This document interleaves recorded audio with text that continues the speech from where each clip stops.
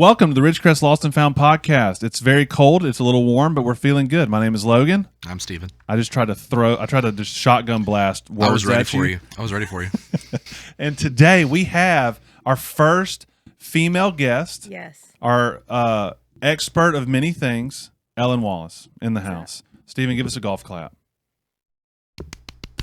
That was great. Is that a golf clap? Yeah, I feel like a golf clap is just just really gentle. Yeah, I think it's a gentle clap. Yeah. Megan, I'll do a sound effect. Maybe when Megan was in her tribe at MC, they did snaps, and so I'd always What tribe was she snaps in? for Megan. Laguna. Snaps. I'd never even heard of that one. You've never heard of Laguna? No. It's I've one. heard of Laguna and I didn't go. That's funny. It's like one of the main ones. I know Kissimmee. That's the only one I know. That's what Anna was in. That's so. I had no interesting. social life at MC. I barely went to the calf. So that was. That tracks. Yeah. For our stereotype that we've made of you. Yep. So Ellen, I want to make this known first that I have tried to get other female guests on this podcast, I've been wondering. but you're the first one to say yes. yes. Shout out to Carolyn Ragsdale. She said no. What? I know. Carolyn? I was like, Carolyn, now. we could go have so much fun talking about stuff. She's like, I'm not doing that. I was like, that's fun. So Okay. It's Well, a- I can talk to her if you'd like me to. We're good friends. yeah, we may now there may just be She a does wear a sweatshirt with like Ole Miss on it. yes. But I still love her. It is interesting that y'all have any kind of a friendship just based off of that. I 'Cause mean, you say that about you a couple definitely of my BFFs. you lean a certain way, Oh, and she hard. leans another way I've noticed. very hard. I've noticed. We were decorating Christmas trees in the Mm-hmm. chapel, and she rolled by, and she backed up, came back in, and she had, I don't know why, she had an Ole Miss ornament, and she said, I need you to put this front and center. Did she have like a bag of them? And she No. was just hitting every Christmas tree with an This, Ole Miss I don't ornament, or understand it. It was just like one? It's like she a just subtle, pulled out an ornament, and I was subtle like, red and blue. Yeah. See, I wear subtle maroon. I don't know if anyone noticed. I did notice. Maroon's one of the few colors that I can see all the time, Mm-hmm. and so I definitely noticed maroon. You know, Upward. You know Upward. Yeah. How Upward works. Yeah. Upward. Cash started Upward this year, and I'm assistant coaching, and Ooh. so my job as the assistant coach was to pass out wristbands. Because do you know about the wristbands No. for basketball? I knew about the stars, but not the We'll get to the stars. Okay. So each kid has a colored wristband. So it's like blue, red, orange, green, yellow, whatever. And then they are on man-to-man defense with the opposing player who has the same color wristband. This is very smart. So like Cash had a yellow wristband, and he would go find the other kid with the yellow wristband and guard. This is how he guarded. This is basketball? This is I'm just basketball. Clarifying. Yes. So it was my job to do that. And then after I handed out like an orange and a yellow wristband and like a red and a green wristband, I just gave it to my sister-in-law, and she handed them out. Sure. And it was fine. It all worked out. And then afterwards, my job as assistant coach was to hand out the colored stars for each award. Yeah. Ooh. And first off, Roland, who's the head coach, gave me, it's like a dime bag of just numerous little Ziploc baggies of stars. Yeah. And it's like some were all green and then a bunch were multicolored. It was all the stars that you could ever need for the whole season. And so I have a little baggie full of little baggies. And I said out loud, I said, I feel like a drug dealer because I'm just handing out these little bags of stuff. But Okay, I have a story about awards. I thought it was going to be about drug drugs. dealers, yeah. Yeah. No. So, at almost 15 years into marriage, I decided it was time to get most of the stuff that belongs to me out of the closet at my mom's house. Good. Right? That's a good move. It's time. Yes. Still one or two things in there. How did Ryan feel about this influx of things? He was stressed about it. I can imagine. But long story short, got 2 sets of dishes when I got married. 14 and a half years in, one is basically all cracked and broken. We were down to Nice. like 4 bowls. Yep. So part of what I got was the other set of dishes. Oh, so that's good. Yeah, so he was excited about that. A little bit of So replace. There's this box, Ellen's trophies and plaques. So I break into this box. Don't lie. It's a big box, isn't it? It's a big box. There we go. Subtle brag. So it's like softball trophies from 1992. Like, what do you do with this? I A wouldn't know. softball trophy from 1992. Yeah, I mean, were y'all born in 92? I was born in 93. 94. Oh. We, Okay. we yeah. So I have all my running trophies. yeah. So like in it were like apparently 2 different races. I got like custom mugs made. Hey. Okay, so I've been drinking my coffee out of these. Yes. Because if you win first place in a half marathon in your age category 20 years ago, you still use the mug and are proud of that. Absolutely. So That's the proud. equivalent of like when people put the sticker, the 13.1. That's what I'm saying. You're just holding it. I mean, yes, the mug says 2003, but You still did it. I did it. And then like 2 months later, my knee went out and like, yeah, that was that. But anyway, so I have this box of 4-H ribbons. Like when I won. Oh, you did 4-H? Oh, yes. What'd I you did. show? Or what'd you do? Well, my main category was breads. So I have a Oh. first place in the district breads trophy. What Like, what do you do with this what stuff? year is that? Because I have a follow-up question. That's going to probably be, let me think, 97, 98-ish. So based off of that, because that was a few years ago, how do you feel about which is now pretty established, sourdough bread craze that has taken the world by storm? We were sourdough when sourdough. That's was what I'm cool. saying. Okay, That's what I'm saying. We had sourdough starter in approximately 1990, 1988, 89. We lived in this neighborhood in Starkville. We had starter. We had a little red wagon. Are you aware of this whole is sourdough true. thing? Is this all going over your head? I mean, I didn't know there was a current craze. I've always liked sourdough bread. See, so, there we go. Yeah, I didn't know that was a thing. It has gotten to a place where it's like every family has somebody who's like gotten into sourdough. Like Okay, it's well, we were the family. neighborhood sourdough people. So on Tuesday night, Wednesday night, something like that, we would make bread all day, Mom and we kids, and then we would put it all in our red wagon and we'd go deliver it door to door That's around the awesome. neighborhood and sell bread. And that's how we would take family vacations. That's cool. So I was sourdough and sourdoughs. but the isn't cool. starter is the biggest You have to deal. have a starter. Yeah. And you can start your own starter, which is fine. But there's a whole like subcategory of like where do you get your starter from, the kind of the path that it's been on, and like where your starter comes from. It's a huge deal. And so like it's a there's like family lines of starter. Yes. Yeah. And then you can like if you wanted to start or Anna wanted to start, you could go online and buy like someone's starter, and they would send you a little bit, and you throw some flour and water and rock on. Cool. It's a whole This is how thing. bread was made way back in the day. Remember we had powdered yeast. Mm-hmm. We had a starter from our grandma. Yep. And now this is how it went. You had a jar starter, and then Don't let it die. So our starter was named Herman. hilarious, Why Herman? I have no idea. but it just We'll have was. to ask my I mom. didn't know if there was like a pun in there somewhere that I wasn't seeing or not. I have but- no idea. Okay. This was You can ask long time you, ago. you can ask Megan about it. I tried to do starter. This was like in 2020. 'cause Oh it yeah, was we like, tried a lot of I things. was like, in what else are we gonna 2020. do?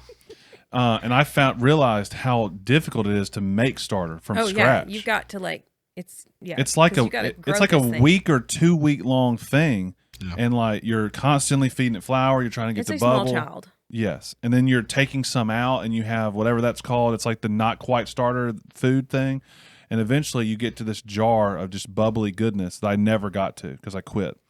Because I was like, I've used an entire like package of unbleached flour. I'm tired of this. We're not doing it. But now we have a neighbor, Nancy. She makes like potato bread, Okay, yes. and we destroy it every time. Nice. It's I've great. got sisters that have starters right now. They've embraced the starter I craze. love it. I love it. Is that based off of Herman, or Herman is no more? at Oh, this point? Herman's been gone for about 30 years. R.I.P. 25, I'm not sure. So, I was born in Madison, which we'll Okay. get to your growing up in a second. I was born in Madison, which, to be fair, there's people that do 4-H and stuff like that in Madison, but not very much. Yeah. When I started working in Canton Mm-hmm. with First Baptist, obviously, a lot more 4-Hers. Okay, yes. Most of I had a couple of guys that showed cows, but my big, like the popular one is I had a family that showed pigs, and it was the most fun because you'd go up to the old equestrian center where they'd show, but one, it's hilarious because you have these little 5-year-old kids that have a huge cow. And they're just walking these cows around. And one time, a cow decided he didn't want to be in there, or she didn't want to be in there, so she just started walking off. And she was literally dragging this little kid. But with a pig, they have little switches, and that's how They you get just the smack them. that's how you get the pig going where it needs to go. Do what you gotta do. And I was like, when I first saw them, it was twin girls. They were in like 7th grade, and they were just beating the tar out of this pig. It's like go, go, go. And they're just, but like they won every year. They had great pigs. Well, of course like, they did. They were well. Yes, We didn't won. have any animals. That's terrible. I mean, we had like a dog. I mean, but we didn't. You didn't We didn't show have any 4-H show yes. animals, but I knew people that did. But the Starkville 4-H, like growing up, they had a lot available that was not livestock. I like that. I yeah, think it's and cool. we had a good 4-H agent. Latrell, Stephen, so. what are the 4-H's? What are the 4-H's? Oh, You can't do this. Do you actually have it? Like, did you know them at one point? I mean, I did. Do they do archery through 4-H? Is that a thing? Because that is. I yeah, shot, I'm pretty sure I did archery through them. Okay, I didn't know that. Okay, but that's not an H. Yeah, That's archery. not an Archery is the first one. I don't know. I don't know any of them. I feel like I did at one point. I don't know know. them either, but I'll make some Okay, guesses okay, and you okay. let us know. Homemaking, husbandry, home, A. Wow. It's kind of similar. heart, to- hands. Okay, we just got one. Oh, there we go. Hang on. Hen pecking. I don't Oh, we know. got I'm Hen gonna stop. pecking. Okay, it's head, heart, hands, and health. Oh, so I got 3 out of the 4. Oh, yeah, you got 2. Wait. I never would have gotten that. I would have thought Never. it was something like you. I think I would have taken it in the The approach more you took. literal sense. Yes. Husbandry. Yeah. Husbandry. What is husbandry? That's like where you take care of horses, isn't it? It's animal husbandry. Animal husbandry. But I think about it with horses because I watched Heartland one time. Mhm. You're looking at me like you're trying to say something. trying to remember what Heartland is. It's a TV show. It's a I'm- TV y- show. Based out of Canada. It's been going for like 18 Okay. years. It just keeps going. It's one of those that just it's Yeah. going to be like General Hospital eventually. Is General Hospital still on? Pretty sure. I wouldn't know. I've never seen an episode. Hmm. Anyway, speaking of Starkville, speaking of 4-H, take 3 seconds, 3 hours, doesn't matter. Walk us through who you are, where you came from, all that stuff. You can give Ryan a shout out if you would like. If I would You like. don't have to. It's completely up to you. Okay. He did give you a shout out on I'm his trying to episode. remember how much of a shout out I got. Okay. Don't feel like it was It won't much. be a I feel like it was I'm married to Ellen. I have 3 kids. He did mention the cat. though. Really, Ryan's probably gotten more shout outs already in this episode than you got in his episode. So really, you don't really need to say anything. Wow. Truth. I mean, Wow. he's gotten mentioned twice. That was a subtle burn to It's not really a Mr. burn, I'm Wallace. just- Love you, Ryan. I just report the facts. Anyway, Okay, yeah. So I was born a while back. Grew up in Starkville, Hale State. My dad worked at Mississippi State for 32 years, I think. I'm hearing, I didn't know this. I'm hearing he was kind of a big deal up there. I mean, I think he was. It wasn't just from you. I've heard that from a lot of people. What did he do there? So he was the chief financial officer at the foundation. Okay. So, yeah, he worked with a lot of the donors. We got to meet a lot of really cool people. I'm sure. He was on the board there, and so yeah, so grew up in Starkville, became a believer when I was 7, but we were always in church. Like my parents led music at a bunch of churches in my youth, young days. And then in my teenage years, my youth years, went to a very small church that was more of like a home church. Had a lot of, salvation is based on faith, but maybe sanctification, a high emphasis of works. So it's been a lot in my spiritual journey to like process that and work out of that. Okay, so went to that through my youth, and then went to Mississippi State. I was homeschooled, so apparently the homeschoolers outnumber the non-homeschoolers. In this current podcast? Yeah, they do. That's what I'm saying. How does it feel? I mean, finally, like I've always been the minority, so You know where you're not a minority? At Colonial Heights. that's That hilarious. they Is it all like gather the there. homeschool church? They all gather there. So Ford is the youth pastor. He has probably 100 kids that go there, a little bit more, and he says over half are homeschoolers. That's crazy. And Well, now we know. they get the full spectrum. Oh, I'm sure. You get the full spectrum of like your homeschoolers that everyone's kind of jealous of because they're like super mature and they like have jobs, all the way to the ones over here where you're like What are the ones over there, Logan? Yeah, what are the ones over there? the Logan? special homeschoolers. We all know who we're talking about. We've met someone who's over here I probably was over there at one point. where it's like, oh dear, here we go. So, but would you not say that's true in every school? Oh yeah, they get bullied and they hide in the corner. Yep. So, Yeah. So Ryan started homeschooling. I started homeschooling kindergarten, but Ryan started homeschooling in like 8th grade. I didn't know Ryan was a homeschooler. Oh yeah, the second half. He didn't bring that up. He didn't bring it up. So that's how we met. Yeah. He remembers meeting me at the homeschool kickoff picnic. Are y'all the same age? I am a month and a half older than him. Which we have to My parents got a tax break for me being born right before, Nice. Anyway, just throwing it out there. My dad was an accountant. I was about to say, he would know. He would know. He said we're going to work this out where we get a tax break. I was a little early. So, yeah. Anyway, so we met. Ryan claims he remembers meeting me. Something about love at first sight. I'm not sure. You can have him back on and discuss this. We're going to have him on Valentine's Day because he's the expert on like love at first sight. Oh, the man, whole thing. yeah, you totally should. Deep emotions. Well, hey. So, yeah, so actually was really great is because I was, the responsible female that was slightly older. Yes. I was the driver. Yes. So I would drive Ryan and a couple other guys and girls to homeschool Spanish class, and my brother. And anyway, I was, Did y'all do the like a co-op or in a group, or was it more like mom was the main teacher? Mom's the main teacher. But Starkville just did not at all, especially 30 years ago, 25 years ago. There were not the co-ops of today. Yes. So our homeschooling looks totally different from my homeschooling in so many ways. But yeah, mom was a teacher, but our homeschool group would have more social events or occasional, like my sister who was at Mississippi State. I'm one of 5 kids, so don't get lost in this. But the one that's older than me, she was teaching a Spanish class for homeschoolers, or we'd have little classes, but it was more like the extra stuff. Were you in Czech? What was y'all's? No, we didn't do anything. So you were more of the same. We were You were home. We were home. We didn't go anywhere. And I feel like that is like a super minority now. Oh, yeah. You have to watch it. I have to watch it, or I could be going to a classroom every day with these kids. I could be more busy than having them in a school. Well, that's like with talking to Christy about her kids. I think Riley was probably, I'm going to say this wrong, but I think she was probably the most homeschooly. Yes. And even she did some co-op stuff. But I think Emmy and Elliot, they're in classes almost every day. Yes. There's so many options here. Yeah.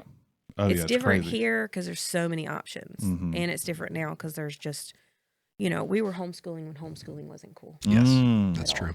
Ellen preaching today. Yeah. I taught a homeschool class a few years ago. Was it in archery? No, it was.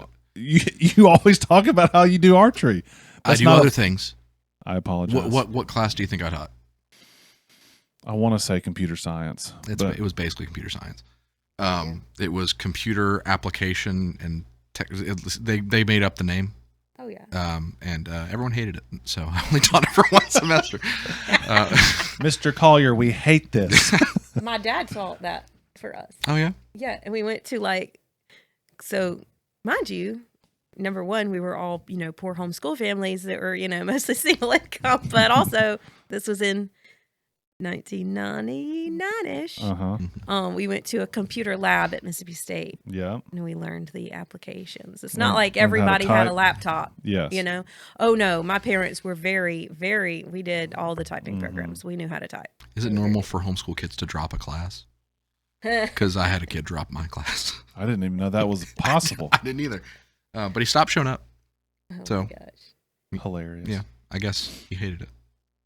How did it feel as a Starkvillian? I don't know what y'all call yourselves. Stark villain? Maybe. That to some people. Yeah. Was it just like a done deal, like I'm going to state? Or was there ever any part of you that was like, that's literally in my backyard, I want to go somewhere else? So I feel like this may be stereotypical. The MC push would have been big. My mom went to Mississippi College. But Mississippi College would have required, I was able to live at home. And because my dad worked there, I got half price tuition. Which is so my parents were a little bit like, hey, y'all are welcome to look elsewhere. Yeah. But free room and board, half price tuition, got some scholarship, So it was like, if you're going to do it. The deal there was real sweet. Yeah. You're going to have to beat this price to do something else. Yeah. So the thought of moving to a private school, that Did all the siblings do state? Oh yeah, all the way. It's My hard to last beat that. brother's just graduating. Look at him go. I know. Look all at him 5. go. Was it what? So regardless of that, was there ever like a I'm so close to home, or did you like that? Did you like being close to the house? It worked out really well. Mm. It worked out well in the time. Yeah. Like there were times I was like, what would it be like to move? When I interned, so I went to Mississippi State 4 years, and then my internship, I did a distance learning, and that's like a year. And so for that, I did more traveling. And so I would like stay with friends or relatives or whatever. And I came down here for a month or two and interned at the big hospitals here. Mm-hmm. And I interned in Starkville at the hospital, but I wanted to see bigger places. I went to Baton Rouge and stayed with my aunt and uncle for a month, and so that started me like, Are your aunt and uncle state fans that live in Baton Rouge? Oh, yes. So they're popular down there, I So think. that Aunt Mary Ann, like she is a diehard Mississippi State fan. She is my like go-to for like if I want to go to a game. And we went this past fall. She picked me up. We went to the LSU game together. Anyway, Feelings.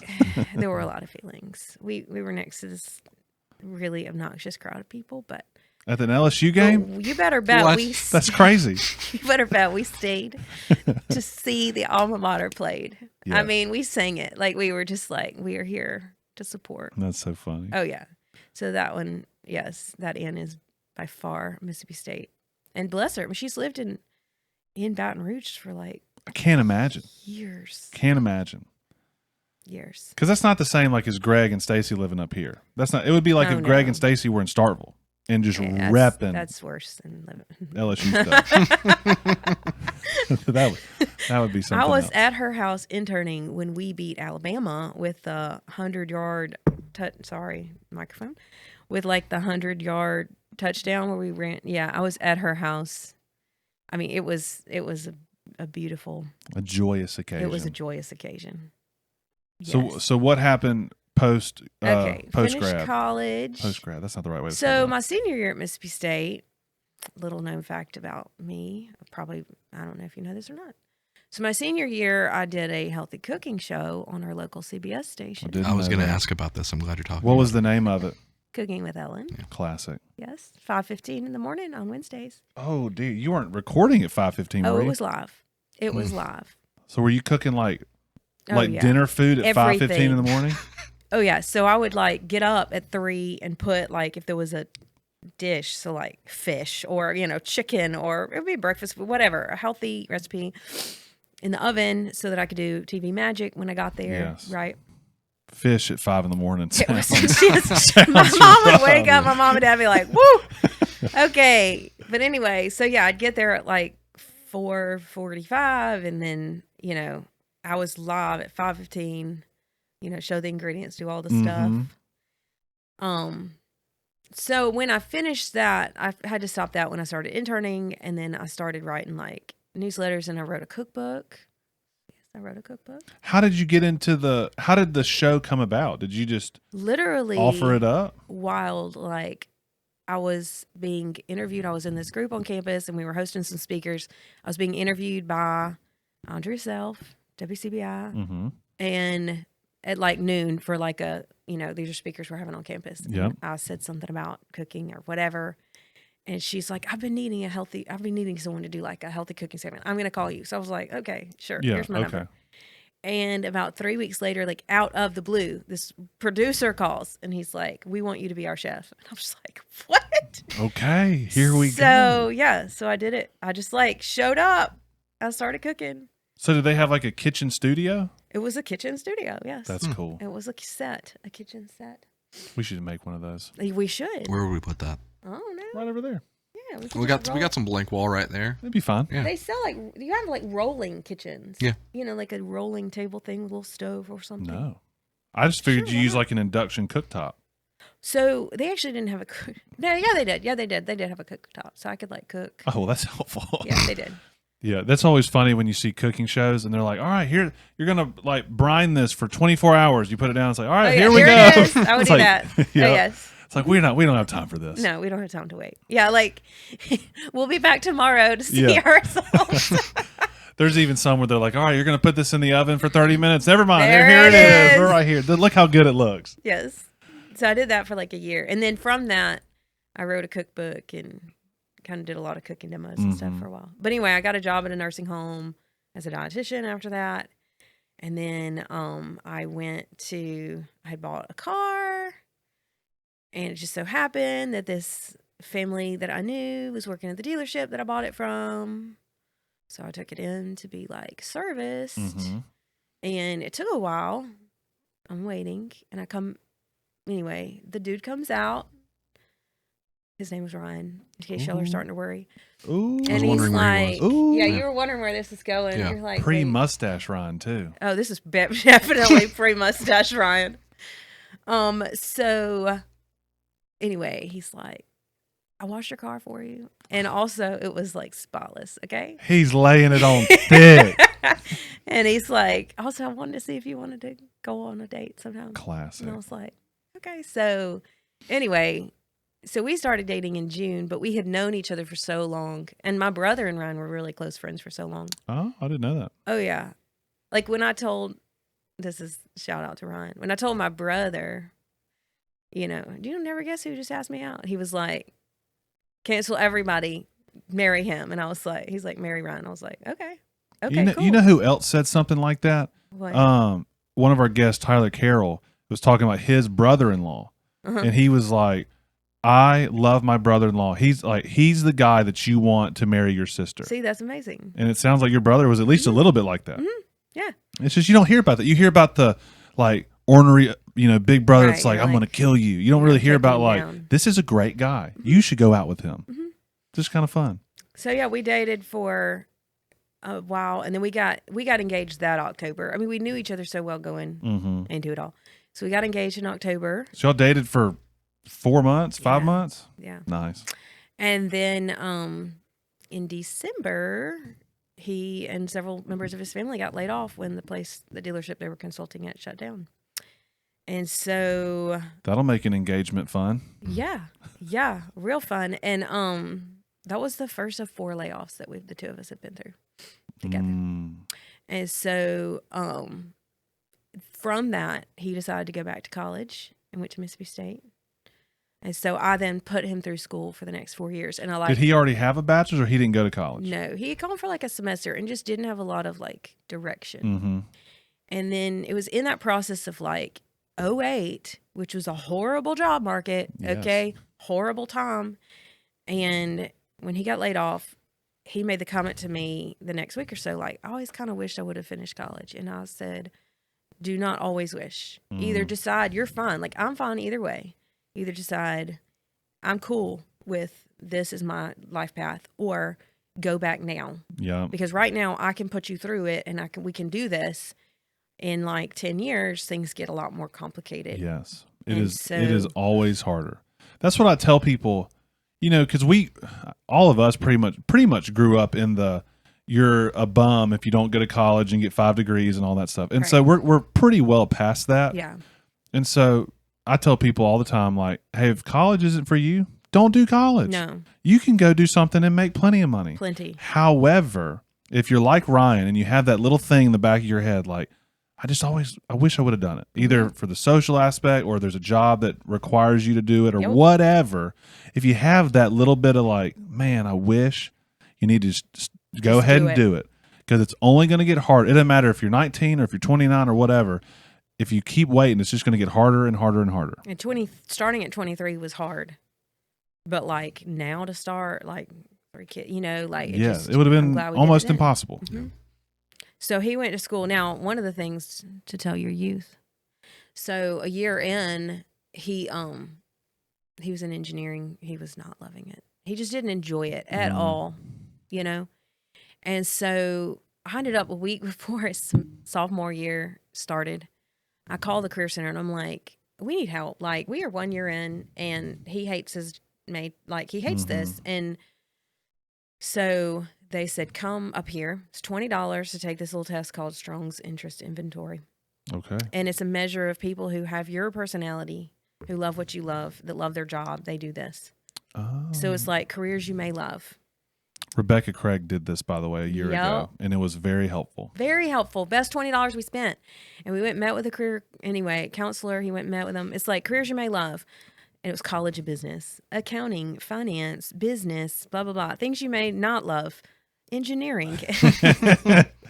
So we went and actually, they say you marry someone like your dad. We went and actually sat down with my dad and we were like, so tell us about accounting, tell us about finance. And of course, Dad was an accountant, so he was like, "You should definitely do accounting, right? Like, no question, accounting is where it's at." So, anyway, that just changed that trajectory so much for us. So, which is funny now because I only know Ryan the way he is now, and it seemed, from what I can tell, it seems like a great fit of what he does. He seems to enjoy it, but it's funny because like 20-whatever-year-old Ryan is probably like, I think I'm supposed to be an engineer and this is the right fit, but like, no, it's hard to know. Yeah. It's hard to look in a mirror and see yourself sometimes. Yep. And like, what's weird, I started in nutrition. I finished in nutrition. I never I don't know. It was just always, it was like what I started in and I was happy the whole way. Yeah. But for him, we had that detour and it was great. It's worked out. So my dad's a CPA in Canton. And so when I was dealing with all my junk in college, I thought I was going to be, my mom's a nurse, or was a nurse, is a nurse, whatever.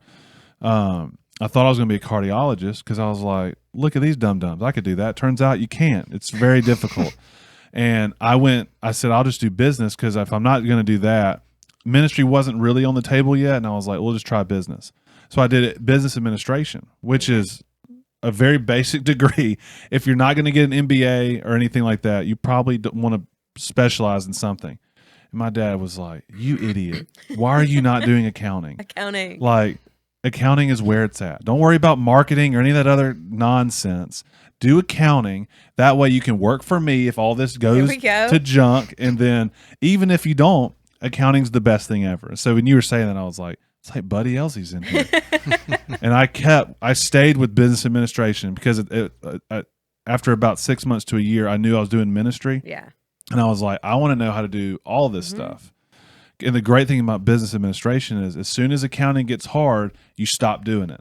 And as soon as finance gets really difficult, you stop doing it. You just do all the basic classes, which was great. So I had people doing they were trying to figure out a tax return for the first time and they were doing all this stuff. And I was like, that sounds great. I'm over here doing marketing. Y'all have fun. Y'all have fun. So, oh my gosh. So yeah, I worked on a contract job putting him through school that ended at 22 months, lost that job just because the contract ended. I worked for a diabetes education company and they kind of weren't in a good place and I got laid off after a couple years. So that was our third layoff. And then, but anyway, all that happened. So through some weird God moves and crazy things, we ended up having a class. To our grieving, we were hoping to finish in December of 2012. And then we ended up having one more class he had to add, which pushed us into spring of 2013. And I cried. I mean, you talk about sobbing, the woman who's putting her husband, oh my gosh, it just broke my heart. But because of that class, his advisor was like, I think you need to intern. You need to slow down. You need to intern. You can take this class, we've got it where you can take it and also intern in the spring. So we were like, okay. So he just applies and he gets an internship with a company here. And so January of 2013, we just come to live in a hotel here for 10 years. 10 weeks. Sorry. It felt like 10 years. We're still in the hotel. We're still in the hotel. No, that was more than 10 years ago. Oh, that's right. Okay. Yeah. So 10 weeks for him to intern. And I'm like, we are not going to go down there and be 10 weeks without church. So we're going to find a church. Right. So I'm like doing the responsible thing and Googling, reading the, statements of belief of different churches, seeing the times and the offerings. And for whatever reason, Ridgecrest is the one that I was like, this is the one we should go to. So first week of January, 2013, unlike most people who might just show up for the service to check it. Oh, no. 9 a.m. we walk through those doors looking for a life group. Right. Yes. Yes. And depending on which church you're at, that is either like Maybe your favorite people or like your worst nightmare. Which knowing like Brian was probably like, "This is incredible. Look at this couple that just came. Let me show you our offerings." So, but Miss Janine Walters was the one at the desk when we walked in. She told me like years later, like, I remember walking y'all to class because she walked us to coffee and then she took us to the choir room to see Given's awesome. newlywed class. And we were just like, because here we were, we wanted kids. We didn't have kids yet. We'd been married about 5 years. We wanted friends. Like, you know, it was just one of those like, and we walk in and I'm just like, oh my gosh, the community. Like, that's what truly, like, we were just like, this is amazing. So did life group, went to church, loved the worship, you know, and then they asked us to go to lunch with everybody. And we went to lunch with people who are still in life group with us today. And then we went to Nukes. And then that afternoon, you know, of course we were like, we're only here for 10 weeks. Right. We love this. But we also were like, yes. And I've thought a lot about like why we never visited another church. That's what I was going to ask you. You didn't shop around at all. No. You were just like one and done. This is it. And part of that was, a lot of that was like, we knew from the community and we knew from the authenticity of the worship time. We knew from within a few weeks, we knew that like the application was right here. That's what really, and you know, I've talked with a lot of people looking for church. You know, they're like doing the church thing and they're trying to figure this out. And it's like, you know, I mean, there are like dozens of amazing churches in a 10-mile radius here. I mean, there are really good churches, and you can get caught up in like, but I like this style of this better, and I like this style of this and this offering of that. And over time, we've realized like we love the way we're teaching our children here. We love, you know, the youth looks great. We haven't gotten that far, but we love the way the youth are handled. It like when Liam shows up when as Liam a sixth grader, up, it's gonna be a party. he's already second grade. I know, it's flying. It's absolutely flying. So, and then Chloe's gonna show up and be like, I don't know if she's either gonna be like, or like, I run this place. It kind of just probably depend on the day. Probably both. Yeah. At the same time. So funny. And now I run this place. So as a pastor or whatever, I go back and forth on the church shopping thing. I know. Because it's just like you said. I feel like for some people, and even for most people, it's okay to do a little bit of like, well, try it out. Go for a few Sundays and then go see what something else looks like. If there's two that really pique your interest. I do find that sometimes it's used as a bit of a crutch where people don't want to commit. They don't want to just jump in.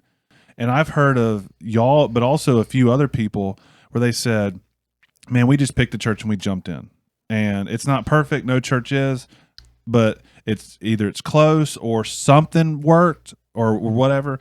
And we just jumped in. And so I'm not saying one's better than the other, but I go back and forth on it. So I think it's made a little too easy to use that as a crutch these days. Speaking as a person on the side of making church as accessible as possible, I think the over accessibility of being an online attender has really made that more of a crutch than it was before, to where it's easier to say, well, we'll try this church this week online, not even go there in person. Yeah. And so you have less of that attitude where like when you go to a church and it just feels right because people are doing more of their church shopping online. Yeah, and like it's the application of the principles. I think like holding to proper doctrine is like top notch important. But you can have amazing preaching, and if you don't have a community of believers that is vulnerable and willing to do the hard stuff together and there for each other, or the worship's a show and that's really fun, but it's not authentic, like any of the number of things, you start saying what's most important. But we ended up right after we moved here. So we moved officially in May because Ryan got a job offer and everything. And then was it at the same place he interned? It was at the same place he interned, but it was for like the next year. So we moved here, and like literally the week we moved, I lost my job.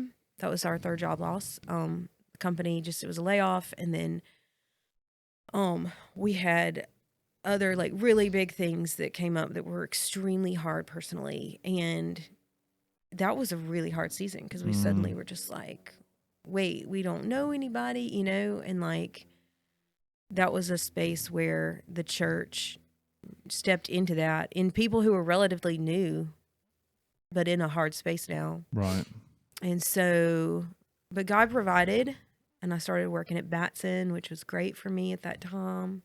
Ryan got a job for that next year while he was doing some master's classes. And anyway, the Lord worked in all that. And then we kind of nosedived again into a hard season when we realized, like, hey, we have infertility issues. And then we had a miscarriage. And it's just more grief and struggle. Okay, but back to when we joined, because this goes with what you were saying earlier. We were a year later when we finally joined the church. And I think it took a year to like get over my own hangups of like being willing to commit to church. Because I mentioned the church that I went to as a youth, and I've been through hurt, and I've been through false doctrines, and I've been through, and so to be like, okay, this is important that we not only come here. We had joined the choir. We were coming regularly. We were involved. I think I was starting to getting to teach some Bible studies, or like looking at us doing Bible studies. Like, we were so involved. But like, it was a year before we said like, hey, this is going to be a step of obedience that we should be members. Like, we need to identify here. And so we did that. So that wasn't like we'll do it later and it just never happened. That was like hey, this is like whatever you want to call it, a hurdle or a step that we need to take that we're not ready to take yet. Was that kind of how it was? We kind of were like, we need to get over that and take it. We really did. It was kind of a big step to say, hey, we're going to identify here with this group of believers and commit. And so we joined a year after we had started coming. And so people were like, I didn't know you were members, you know, or you weren't members. And I was like, yeah. That's always a fun time. Yeah, I saw Ryan's post on Facebook because it was like one of the memories that popped up. We just hit 10 years. It's a big deal. It is a big year. Yeah, I'm waiting on like my pin. You're not going to because they're like a Ridgecrest 10. You can go if you go find one, you can just take it. There's probably a Ridgecrest pin line around here somewhere. I'm sure there is. Probably in this office, to be honest. Probably. That would be something like Brother Joe got made, a bunch of pins to hand out to people. Probably hiding under the stack of Reserve for Senior Adult signs. Brother Joe. We have plenty. Yeah. We have so many. That's hilarious. I have a random dietitian question to talk about. Bring it. And then I want to move into the thing we were actually going to talk about. We've talked. I mean, we're only at 2014 at this point. Yeah, it'll be fun. Nothing's happened between 2014 and now. It's just been easy peasy, no big deal. Life's only been up and to the right, I'm sure. Oh, dear. The dietitian question, we've talked about this on a previous episode. I listened to a podcast that has nothing to do with anything about this, but one of the host's son is type 1 diabetic. Yes, this is what I do. I'm a certified diabetes. So this is going to be a basic question, but I want to talk about it. He was a professional athlete. His wife is very athletic, very health conscious, whatever. They had a son, type 1 diabetic. And I didn't know this, but he said his thing was, I want to nail his diet. Like, I want to have his blood sugar optimized. And he said when he started doing, or him and his wife started doing that, it was the hardest thing ever. And he said it's just a moving target because as soon as you get it nailed in January, the temperature changes or their activity level changes. So I don't really have a question other than feeding and having a nutritional plan for a type 1 diabetic is super hard, isn't it? It is definitely hard because, and some of the new, so I do insulin pump training now a lot on the side, and these newer insulin pumps actually respond to what the body's doing, which is incredible. So they can say, hey, what's our sugar? Oh, and they ask the continuous glucose monitors, like, what's our sugar? And because your needs change throughout the day, they change season by season. You hit teen hormones, and that's going to like ramp up what are sugars. Those? Right? I have no experience dealing with that. I'm sure you do not. So yeah, any number of things. I mean, our stress and anxiety raises it. Being sick raises our sugar, like so many things. And so what worked yesterday when you were well may not be enough insulin when you're sick, or it might be too much the next day when you're not. So It's a full-time job. I just had no idea. I knew that you had to watch your food and intake, and I know Yes. that if you eat nothing but Twinkies, But your liver makes sugar. So like you could eat 0 carbs and your liver's still going to spit out sugar. That's how you make it through the night. yeah, Is your liver makes sugar to save you. But a lot of times with diabetes, you can have a real hyperactive liver throwing it out there. yeah, So if you didn't eat any carbs, you'd still need insulin yeah, bring your sugar down. So it's a game of chasing sugars all the time. yeah. I just didn't realize that because they were talking about started. This was like in the summer. He started at like an all sports camp, and so his activity level skyrocketed. And I don't know how old the kid is, but they were just like, we're having a kind of reset because it's a new season. He's doing more things, and it'll change in a few months. Yep. So that's just always crazy to me how people have to. Tyler Carroll, his wife is type 1, and and he said she never just gets to eat. No. It's never just, oh, let me grab something. It's like, what am I eating? How much? How's this going to affect me? How much insulin do I need? Yep. I had diabetes in all 3 pregnancies, so I got to like feel the struggle. Yes. And like I kind of lived with the first one with like this guilt and this like I have to eat right, and then with Chloe, I will never forget the day I ate a lettuce wrap and was high, like lettuce and meat, and I was high after that meal, and I was like, give me some more medicine. Like, this is not my fault. Yeah. And you just, being pregnant, you just want to be able to eat what you can, but no. 3 times, no.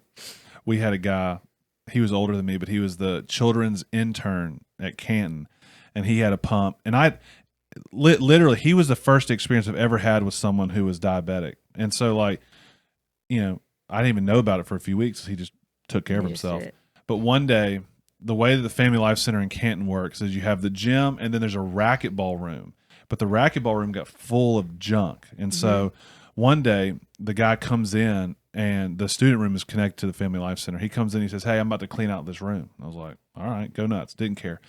And what I didn't know is that he had done something to his pump expecting to like activity factors, do very strenuous labor, and he did not do as strenuous as he thought he was going to do. Oops. And so he comes in looking like he's wasted. Yeah. I mean, just like, hey, I don't feel so good. And I was like, are you good? And he was like, no. And he passes out on a couch. Oh my stars. And I'm like, are you? I have no idea what to do. No, you don't know what to do. And I'm like, I'm like slapping him. I'm like, hey, wake up. He's like, candy. And I had some like 5-year-old Snickers bars. Hey, it's not the best option because it's got so much fat, but it'll work. Like shoving fun-sized Snickers into his mouth. He's just, and after a few minutes, he just kind of gets up. He's like, I think I pumped too much. And I was like, no crap. No crap you did. Oh my goodness. So that's my diabetes insulin story.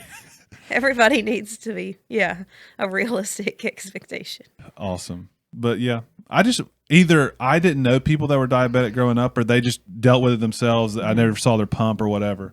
But yep, he pumped too much. He pumped too much. Too much pumping. Oh man. But yeah, so then the next 10 years we glided along and had 3 kids. So we have 3 kids now, Liam, Chloe, and Merrick.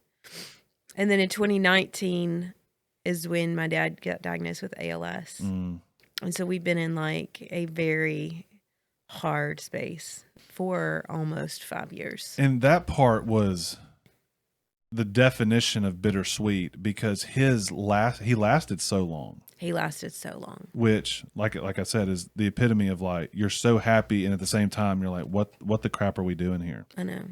So, yeah. I mean, he got to meet Merrick and see him and all of that. That's amazing because Merrick was born after his diagnosis. But after he had the trach and everything, but to see him decline in that way rocked our world. It's not fun. It's not. We had a similar thing with my brother, just because with his tumor and all that stuff, it got to a point where they're like, we can't do anything, so we're just going to throw steroids and chemo at it, which just broke his body down in a different but similar way. Yeah. Where for about 4 years, it's just slowly going down. And I know for me, I got to a point where I was like I remember when he passed, my first thought was, crap, my second thought was relief. Mm-hmm. And then I had to go talk to a counselor because I was like, why am I feel guilty about this? Yes. And I was like, why am I relieved that my brother's dead? And which now on the other side of it, I'm like, it makes perfect sense. Mm-hmm. Like, because he's no longer suffering. We knew where he was going. But in the moment, you're just like, why am I happy right now? And happy may not be the right word, but when he passed on November 3rd, which we had a lot of other losses too. My grandmother passed away. My last grandparent passed away in October of 22. And then in November of 22, my uncle passed away of pancreatic cancer. And we had another, on Ryan's side, we had a stroke. We lost his grandmother last year. Yes.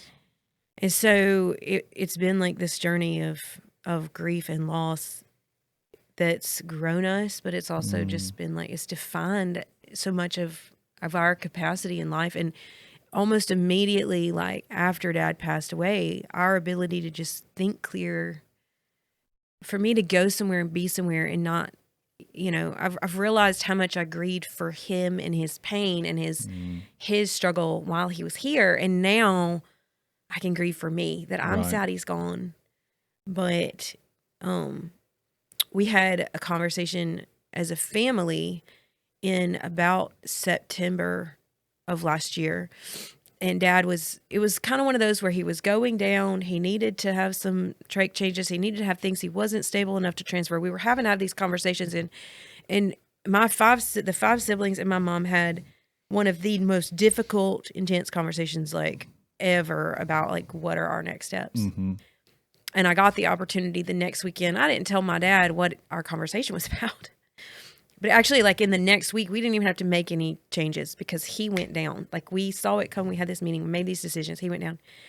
But I got to sit there and tell my dad, I was like, Dad, I had a meeting with your children and your wife last week, and you would be so proud because all you ever wanted was for your kids to follow Christ and to love him. And I said, the faith required on for your 5 kids to make the decisions that they made, you should be so proud. That's all you ever wanted.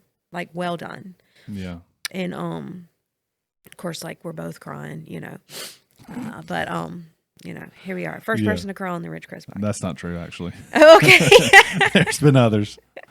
But anyway, and the funeral was so good. Oh, like your brother did incredible, right? And everything was awesome. Dad planned the funeral. I know, years ago. Hilarious, and which is very accountant-like. Oh yeah, right. Yes. And he planned it out. He planned what he wanted, and he asked people to speak and all this. And he asked me 2 years before if I wanted to sing, and he mentioned the song "He Will Hold Me Fast." This is what he was thinking, and I was just like, TBD, Dad. Like, yes. I think I was pregnant at the time, and I was just like, TBD. And then when things were getting worse, I reached out to my sister, and he had told her the same, and I was like, I think I might. Mm-hmm. But she didn't even put me in the program because I was like, this way I can like decide I am a wreck. Yes. But it was so special to have that opportunity to be there and to worship with him, to realize that he's healed and he's worshiping. Absolutely. Family funeral, like family being in the funeral is just such a touch and go thing, because if you can do it, it's fantastic. And usually it's better for you than it is for anyone else. Not that family doesn't do well, but like it's such a powerful moment.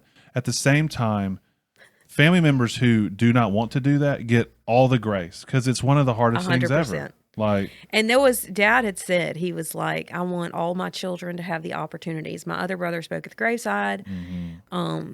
My sister, helped plan it all. And like but he's just like, I don't want anybody to feel pressured. And that was really cool coming from him. But I had sung at my grandmother's funeral the year before.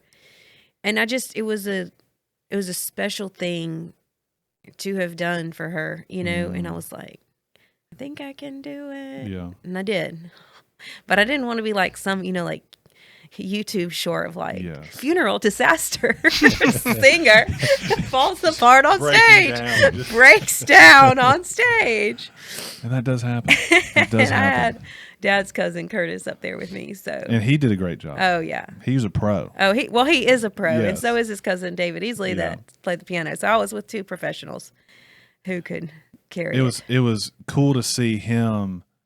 I mean, he was like backing you up, accompanying you, whatever. But it was like he was physically like with you. He really was. It was just cool. It was a cool picture. So he credits himself for introducing my parents. Oh, Yeah. So he's a special cousin. There you go. Yes. That's awesome. I know. It was good.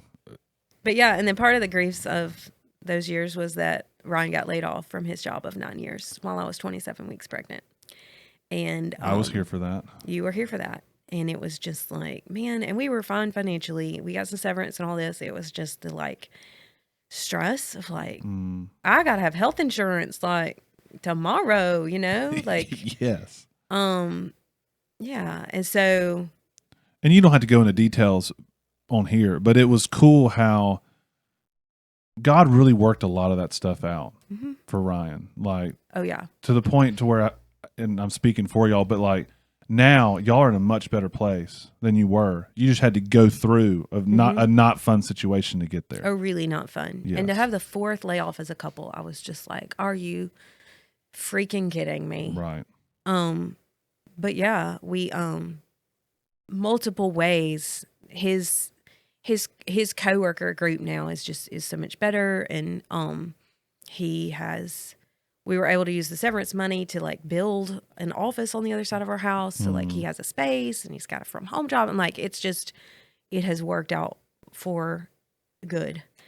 But it was a pretty difficult It's one of those where you're at it like, this is probably going to be better, but it's still not fun today. It's not never fun getting laid off. It's so not fun. I was in a patient room in Madison, and I feel my watch vibe, and I'm like, I knew he was in a difficult conversation. I knew it was like we knew that another coworker had just been laid off that morning. It was like multi-layoff. Okay.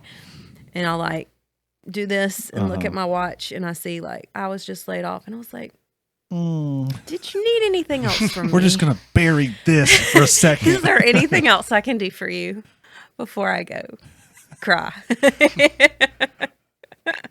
Yeah. You didn't have anything like hormonal or anything going on either. There was nothing. But that's the beauty. You know, when you're like this pregnant and you just start crying in the hall, like people are like, oh, she's just pregnant. It'll be fine. It's fine. She'll work through it. She'll be okay. And then I was like, well, now I feel like I need to work the whole day because I need all the money we can make right I now. need some hours here. Like, yeah. So, there was a piece that we just had, and part of it was like, well, we've done this before, and God provided. It was before kids, but when we got the third layoff, we were in this apartment and all this, and I will never forget, I started making bread. So here our conversation has come full circle. Bringing it together. I started making and selling bread at the Canton on the square. We were living on the square in like a little apartment up top, like a little loft up there. I know them well. And anyway, they had a farmer's market. I made and sold bread, and that month I made $5 more than rent. And I was like, here is our rent money. Yeah. And I'm like, God's gonna provide. The flea market answering prayers twice Well, that wasn't a the year. flea market. That was just the good old farmer's market. Oh, I got you. I don't even know if they still do it. It might have just been for that summer, just for me to pay rent. I don't know. That's what it was for. That's funny. Yeah, good old Canton. That's awesome. Yeah, I mean, you walk through tough things, and you can say that now when you've gone through it, but when you're walking through it, even if it's your first time or your fourth time, it's never easy. But you can look back and say like, oh, well, God was here in these moments. And I've challenged my own grief theology a lot. I think I've realized that like I would never, ever have said I believed the prosperity gospel. Oh, no, we don't believe that stuff. But I think I kind of expected that like if I serve God and I love him and I do what he says, that like life's going to work out the way I was hoping it would, or in a good way. Right. You know, like you sit there and you're like, well, we're going to do these things. And some of that's maybe the churches I had been in and what was taught, but like, I'm going to live like this. I'm going to do these things, and I'm going to have a great marriage. I'm going to have kids. I'm going to have, just an easier life or whatever. Or we think, well, if there is trouble, it's God trying to teach us something.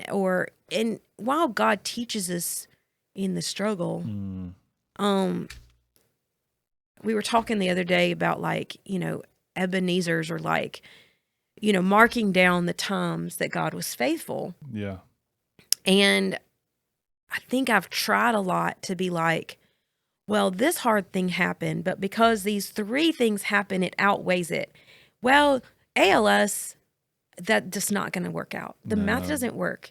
And to realize that the good things that we see God do are pictures of the fact that God causes all these things to work together for good in the end, and in the broader space of eternity. Right. And it's not, these things are pictures of bigger work that God's doing. It's not the final, it's not all we get out of it is Right. that we saw God be faithful at that point. It's like, this is a picture of his ultimate faithfulness.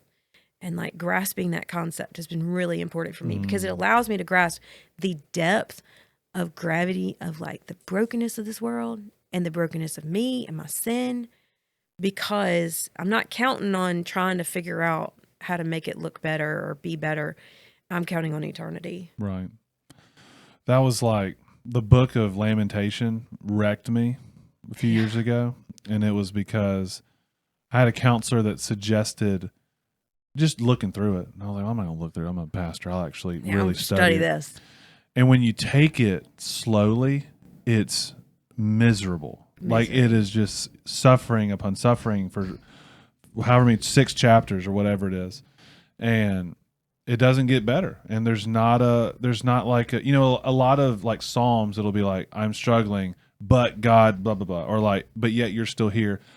Lamentations, for 99% of it, is just struggle and suffering and darkness. And like he even says like God, why have you done this to me? Like, yes, Israel did some things, but then like God was just punishing his people.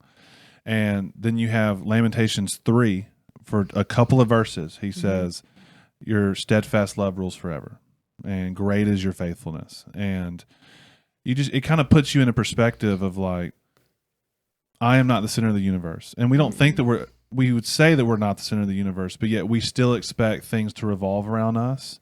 Like, why would this happen to us? Why would we have to go through these things? Why would we be laid off 4 times? And then you read it and it puts in a perspective of like, God is in control, which we have to come to terms with. God is still good, even though I'm not having a good time, and he will get the glory for this.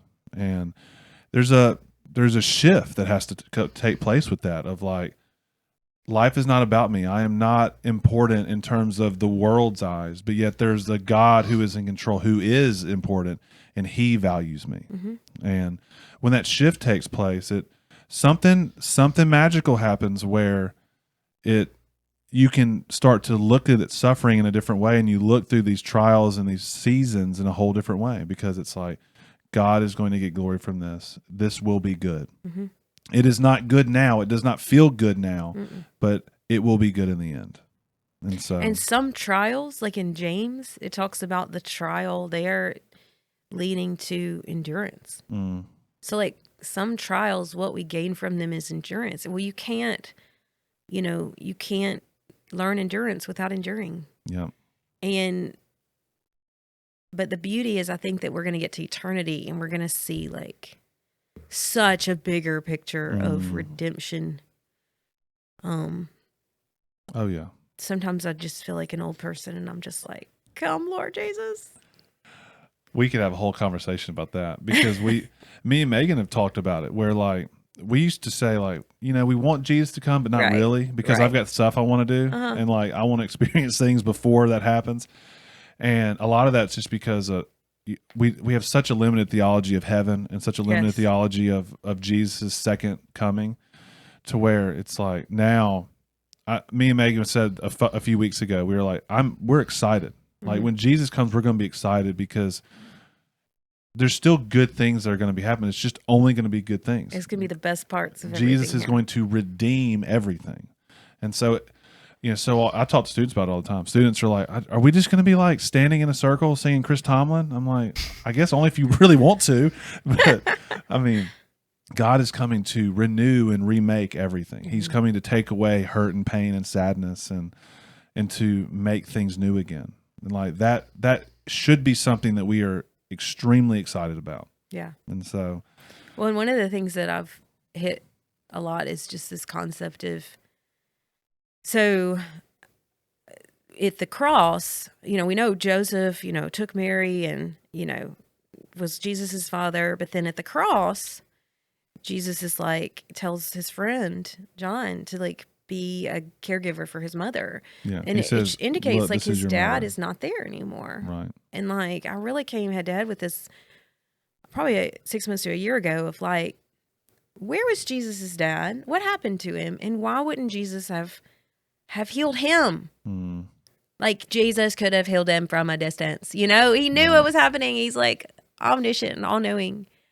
Why wouldn't he do that? Why would he leave his own mother as a widow and a loser child, And I just processed like this deep, deep truth that like Christ chose to suffer in every way we do. And like how comforting it is to be like, man, Jesus lost his daddy too. So Jesus gets that. And God the Father lost his son. And so like Christ, God, he decided to suffer as we suffer. And the greatest pains we can feel, he felt them. And there's a comfort to that. Oh yeah. That he has experienced what we are experiencing. And he loved us so much that he chose to experience it because he didn't have to. Yeah. We were thrown into it, so to speak. Yeah, we were and tossed in. he put it on himself for us. It's a great picture. Just incredible. Man. Steven, how are we feeling? Pretty good. Pretty good. I've just been taking it in. Yeah. I just really wanted to have a segue, so I brought you into it. Yeah, well, I turned my camera off to conserve battery, so there we go. Yeah, so I'm still here. What time are we at? 48 minutes. 70 minutes. What? That's what I'm talking Yeah, about. hour and 10 minutes. That's easy. I talk a lot. It's good stuff. It's good stuff. Let's shift into what we came here to talk about today. Yes. Steven, what do you know about Enneagram? Nothing. Oh. Really? It's probably not true. If you had to pick a number between 1 through 9. Yeah, just pick a number. 7. Oh, yay, that's a good number. Now, I should say we're not going to rank them like you have on your other shows. No, we wouldn't. We can't do that with Enneagram. We also can't tell you what you are. Yeah, we can't. Okay. But I got a good response for picking 7. So you're not a 7. I'm not supposed to tell you that, but you're not a 7. I'm probably like a 2. I don't know what that means. 9 is not better than 1. Yeah, it's not like a... You're about to see apparently 7's You're going to see a star in a second that looks... You're going to see a star that looks slightly satanic, but it has nothing to do with that. No. That's good. It's just Ellen, so give us... foolish. You are not the foremost expert on Enneagram. We'll say that first. But give us kind of a primer into what it is. I'll add as I see fit, and we'll just get into it. We'll get into it since I have like a stack of papers. That's right. Here. So I've really gotten into enjoying Enneagram. I think it's helped me figure out how to grow personally. So Enneagram is like 9 numbers. Yep. So you hear people shouting, I'm a blah, blah, blah, wing, blah, blah, blah. Yeah. So it's 9 numbers. And each of those 9 numbers is sort of like a type, a personality type. And each personality type is really based on your, what they call core fear. Yes. So, a 7, my core fear, is the fear of, I'll tell you in a minute. Hang on, let me flip through my papers here. The fear of being deprived or being trapped in pain. So you can imagine the dramas that a 7 runs through when she goes through for 4 or 5 years. And what you run from. Oh, yes. Yep. And so it's all about like your core fear, which then leads you to act in different ways. Okay. And so anyway, because it's a big circle, for those watching on video, which is normally not me, they can see the video. I don't know. Look it up. Google Enneagram and you'll get a video. I mean, a picture. For the audio listeners, she just showed a diagram of the Enneagram. Yeah, I did. But you can Google Enneagram and it'll give you a diagram. Yes. So it's sort of like a circle. And so you have like a primary, number, and then you might have traits also of numbers next to you. Yes. And that's called your wings. So a 7 wing 6 or a 7 wing 8, that's kind of how that works. Yep. And so as you read more about it, and the recommendation is you read the books, you do the podcast, whatever, and you over time are figuring out, this sounds like me. This is me. And see, Steven's over there doing like a test online to try to figure it out. I think you did you do a test at one point, or we never get to that? Like specifically in this podcast? Yeah. I don't think so. We've talked a long time about having this specific conversation. For those listening, we were going to do it, and then Ellen was going to be like guest number 15. Yeah, that's as far as we got. And then my life kind of fell apart. Life happened. Okay, get over yourselves. So, what was your first where did you first hear about it? Was it like Road Back to You? Was it a podcast? Well, I feel like I had friends talk about it. I was like at some random social thing and was like completely lost, right? Because they're like, "Oh, she's a 4 wing 5. Oh, blah blah blah blah," and I'm like, which is a little pretentious. It felt pretentious. I have had those conversations where I'm pretty sure for like a week, like some of Anna's friends were like really into it because I would hear things like, "Oh yeah, that's such a 2," that's or like, such a 2. Yeah, like stuff like that. And I just was like, "What are they talking about?" You're such a 5. There's a bunch of girls together. They're gonna say, "You're such a 2." Yeah. Look at you go. That's just how it goes. So after that, I read The Road Back to You, and I'm like, I could be, 8 maybe, 1 maybe, yada. Then I realized I was raised by 1, and I'm a wing 8, and I go to 1 in times of stress. So anyway, that's why I flip around. Finally, in the book, it ends with 7. It starts with 8 because of the book says it's so funny. It's like if we're gonna start with 8 because 8s are the boss and they need to know, and then 7s. 7s are last because if they're first, they're just gonna close the book. Quit. So I get to 7 and I'm like, that's me. That is me of my childhood. But I would say I wing, or I also am like an 8. Anyway, so then you have where you naturally, just kind of your natural instinct when you're in stress or when you're in good times, you go to other numbers. And so we the more cruise over to 1. Oh, I go to 1. So what are you? 7. Oh, 7's unite. So yeah, we go to 1 real easy in times of stress. And so the more you know about all 9, and it's nice because there's just 9. And the difference between Enneagram and a lot of things is it's more about you and your insides, and then your actions coming from that, rather than a lot of personality indicators are more of like how you interact with others or how you. So with Enneagram, there's a lot of growth can happen. So then I read The Path Between Us, which is really helpful for being like, okay, my husband who's a 5, how do 5s and 7s get, connect? That's so funny. Because, I'm like 100% extrovert and he's like 100% introvert. And my dad, the CPA, is a 5. There we go. Which is hilarious. We were talking about my dad the other day, and I'm like, he might have been a 5 or a 2. I haven't decided. But yeah, so it can help us understand like the needs of those around us, but also understanding the numbers helps us understand where we go. Yeah. And so you can like nosedive as deep as you want to. What should we start with talking about? Like, why don't you run each through number? Yeah, give I say brief. It doesn't have to be brief.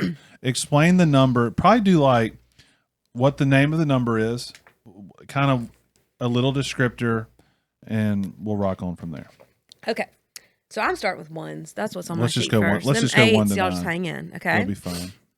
So 1s, their core fear is being wrong or being bad. And they're very honest people, dedicated, very self-disciplined, responsible, ethical. But Megan's a 1, by the way. Aha. She's a hard 1. Aha. My mom's a 1. 1s have an inner critic, a voice that says right and wrong. Now, the struggle with 1s is when you get in unhealthy spaces, they can be critical, rigid, judgmental, resentful, and inflexible. I'm just reading it off here. But that's just because that inner voice is talking strong to them. And I go to 1 in times of stress. So and you know what the interesting part is, and you'll get this. Megan's a 1. I go to 1 in stress. Yes. So we would have seasons where Megan is super happy and I'm super not, and it's because I'm in stress and unhealthy, and she thinks, "Oh, we're finally clicking." Right. And I had to be like, "Hey, if I start acting like you, things are not okay. We need to red flag this thing." Same opposite, because 1s come to 7 in times of strength.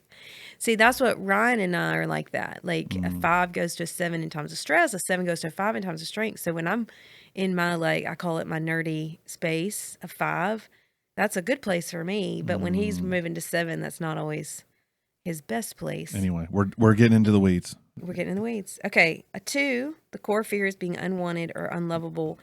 But 2s are really good at feeling the feelings of other people. Selfless, warm, friendly, generous, intuitive, and giving when they're at healthy levels. But in unhealthy, which is why a bunch of Christian girls want to be 2s. Oh yeah. So, yeah, that's one of the things I would say we struggle in with the church. I think we're getting better, but this like mindset that like the best thing for a girl to be is a 2, not an 8. Try wing an 8 in legalistic circles. Put a pin in that. The female 8 thing is a whole thing.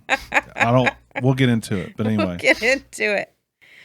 But 2s have a tendency to be prideful, martyrish, insecure, possessive, demanding if they're in a bad space. Okay, 3s are the achiever. Their core fear is not being valued or admired or failing. 3s are confident, efficient, energetic, hardworking, optimistic. I'm not a 3. You're not a 3. I'm not a 3.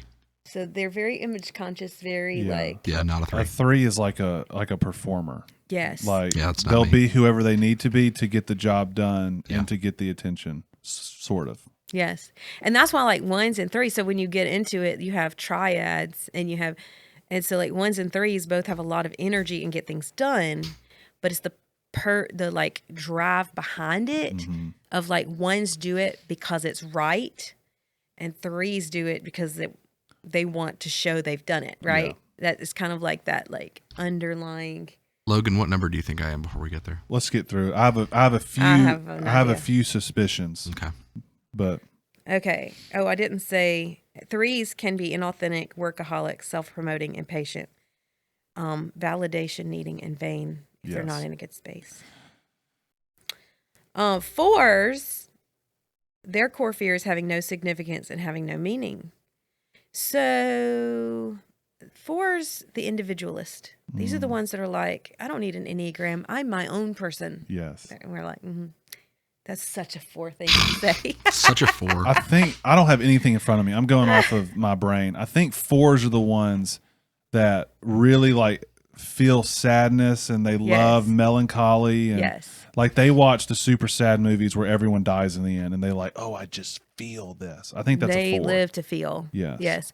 Whereas 2s feel the pain of others. Yes. And live to be in that space with others. And I don't want to feel pain at all. 7s. So 4s are authentic, creative, expressive, introspective, and compassionate at their best. But at unhealthy and stress levels, they can be moody, stubborn, temperamental, withdrawn, and depressed. I found that the negatives were in a lot of ways where I like identified like, oh, maybe that is me. Because we feel a lot of negative ways. Yeah. When I was reading through it, that's where I was struggling. Is like, oh, I feel like I'm the negative parts of all these. Right. Or yeah. And there's another book. There's the Road Back to You, The Path Between Us, and then there's another one. I can't remember what it's talking about, but it's growth. Can't remember the name, but it's like how to grow in your number, and that was really helpful. I read that this past year. Of like, these are the areas that you can, because if you're a 1, you need to start seeing more gray. Yes. And seeing life in gray and realizing that everything's not right or wrong. If you're 7, you need to start realizing that it's okay to feel feelings. But if you're a 2, you need to realize that you need to set boundaries around those feelings or whatever. Like it was very helpful to talk about growth. Okay, 5. This is my husband. Core fear, being invaded and being overwhelmed. I mean, a 5 fears being asked a question and not knowing the answer. So 5s just stuff their head full of like random information. Yes. Just in case. They investigate. They're observant, objective, insightful, independent, and calm at their best. But at their worst, they can be withdrawing, arrogant, cynical, indifferent, and distant. And fives also have a very measured amount of energy, especially social energy. When it is gone, it is gone. And they are very, very mindful of figuring that out. And so that's been something I've had to work with, especially since kids, that Ryan and I, and embracing him and being like, okay, let's measure your energy out for today. Yes. That how we need to make this happen has been, I think, helpful. Something I've tried to work on. Okay. The sixes are loyalists. Their core fear is being without support, being without guidance, and insecurity. They're loyal, witty, committed, prepared, responsible, troubleshooters, and supportive at their best. But when they're at not their best, they can be anxious, rigid, paranoid, pessimistic, and hypervigilant. But sixes kind of have like two ways of dealing with their fear. Like it can be more phobic or counterphobic. Like they can more like have fear and take action, or have fear and not take action anyway. And then there's the sevens. Whoop, whoop. Okay. Sevens' core fear is being deprived, being trapped in pain, typically emotional pain. And they are adventurous, imaginative, enthusiastic, spontaneous, and positive at their best. But at their worst, we can be unfocused, superficial, restless, impulsive, escapist, and self-absorbed. We're the golden retrievers. Yeah. Golden retrievers are great. Yeah. Wonderful dog. I started going to counseling a couple of years before any Enneagram stuff, and all we talked about was being able to express your feelings. I had about 7 that I went to, and one of them was just bad, and that covered all the rest of them. Right. And so we did the feelings chart, the feelings wheel, all that stuff. I would talk to Megan, and Megan would be like, yeah, these are called feelings. You should talk about them. And then when I was reading through Enneagram, and I was like, oh, I escape everything. This is me 100%. This is me. And then Megan would say like the impulsivity and the, jackrabbit kind of stuff, like all that kind of makes sense. Mm-hmm. So I have a tendency to like, sevens will plan. Like I will be on the best vacation I've ever planned, thinking about where we're going to go next. Yes. This is me. Because the trip you're on is about to end. It's going to end, and I don't want to feel that. Yes. And all the laundry that comes with that. Yes. Steven, you're not a 7, but this is why I was talking okay. about that. See, and you're a 7? I'm a 7. Yeah, so this feels more like gatekeeping than it does. You are welcome to be a 7. A 7 is a high energy, impulsive, like I want to have fun and have experiences no matter what. You're trying to say I don't have high energy? And then the other and the other side of that is does not want to feel negative emotions and does not want to experience the end of things. And so I just feel that that's not you. But once again, I'm not supposed to typecast you. It's whatever you think it is. You spend 30% of this podcast typecasting me. Yeah, but I'm just putting that but out. we agree that that's what we're doing. Yeah, that's true. But ones go to 7 in times of strength and when they're doing well. And like some of my best memories, like with Mom, some of my best memories are like when we go on vacation and we do those things, because that was where, she was in that really fun space. And those to me stand out of, sort of like the best fun times together. And, Okay. 8s are the challenger, and their core fear is to be controlled or be harmed. 8s are protective, energetic, decisive, loyal, resilient, and direct at their best. But at their worst, they can be insensitive, manipulative, controlling, intimidating, rebellious, and confrontational. 8s do not mind conflict. Right. And they will go after it. And so an 8 operating at a really healthy level can keep, it can take care of the, 7s don't really want to deal with it. So we just push it off. I think I wing 8. I don't think that's my core fear, but I kind of lean towards being willing to be more direct, and then like a 6. I wing more. I used to not think I was a wing 8. And then when I read Road Back to You and I really got in depth of it, I realized there's a part of me that likes that. I don't always like confrontation, but there's a time when I feel like confrontation needs to happen. Yes. I can do it, or when I feel there's an injustice. But I'm definitely not an 8, but I think I wing 8. But see, look at us. We're just Twinkies. The world does not like female 8s. There's a word that the world gives female 8s that I can't say on a church podcast. We're not going to say it. It rhymes with witch. And Okay. and but it's kind of what you were talking about earlier. Like, there's really strong, driven women that people don't want to, how do we say that? They don't want to hear what they have to say. They don't want them. Well, and like, I laugh because in some ways with my wing of 8, I've bumped up against that resistance at times, especially when I've been in circles that exalt the more 2 women, like the more legalistic or whatever, that's a lot more. And I've had to really process that out and realize that a lot of it is not understanding one another, or it's fear. It's your own fear, right, that's reacting to that. It's not necessarily that the 8, because I still get, it's funny because I feel like I wing 8, so I act like that, but I get very intimidated by 8s. And so I can feel both sides of this. There are some women that we're not going to name at our church that are very much 8s. Yeah. And there are times where I'm like, okay, whatever you want to do, that's fine. You can do it. Please don't hurt me. But goodness, we need those people to drive us forward, I have a short list, and we all would know these women if I said their names. But I'm like, if I need something done, I'm like, hey, can you help me? And they're like, I've been waiting for you to I've say been this. waiting for this. I have an Excel spreadsheet that's already filled out. Hilarious. Okay, and the 9 is the peace seeker. They fear separation, loss of conflict. They fear conflict. So 9s are amiable, open-minded, optimistic, non-judgmental, supportive, peaceful. But at their worst, they can be conflict avoidant, indecisive, unassertive, passive-aggressive, stubborn, and insecure. These 9s also have a tendency to sort of mold to whoever's around them. Yes. So there's an extended family member that I think is a 9, and the reason I feel like that is like I feel like there's different like versions of her depending on who she's with, and she's very, very, very like peaceful with everybody. And but the difference between that and a 3 is the 3 is trying to like almost perform and be a chameleon. The 9 is almost inadvertently molding just to be able to match the situation. So it's a little different. And that 9 that I'm talking about, she very, very quietly was instrumental in a reconciliation in my life that was monumental. And I think she's a 9. I think she's so peace driven that she did it. And I was just like, what?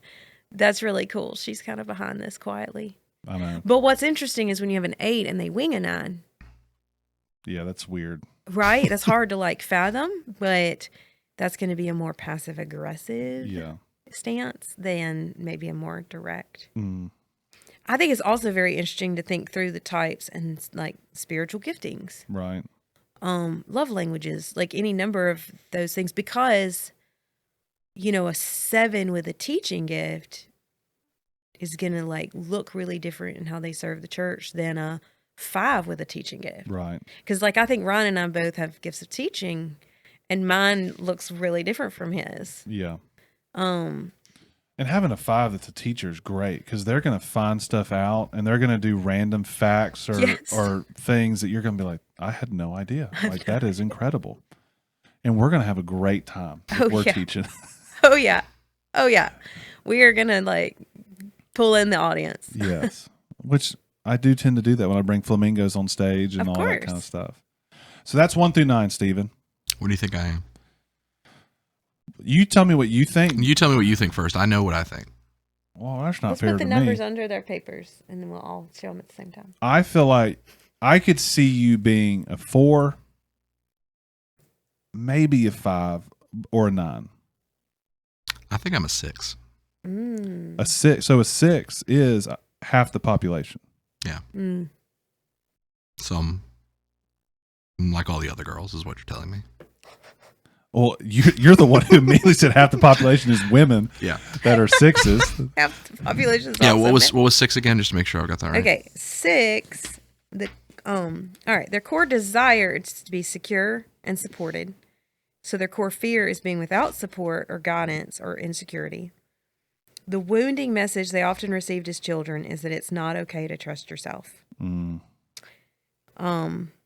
They are loyal, witty, committed, prepared, responsible, troubleshooters, and supportive at your best, but at unhealthy and stressed states, anxious, rigid, paranoid, pessimistic, and hypervigilant. I feel those qualities, the at best and at worst. I feel those a lot. Well, then that's probably where you are. Yeah. Well, that's why we're not supposed to tell you what you are, because I don't know how you. I don't know what motivates you and what scares you about things. I find it interesting to hear how people perceive me. So I was just curious. What was the 4? Because that was the first one. 4 is the individualist. Their core desire is to be authentic and find meaning. The core fear is having no significance or having no meaning.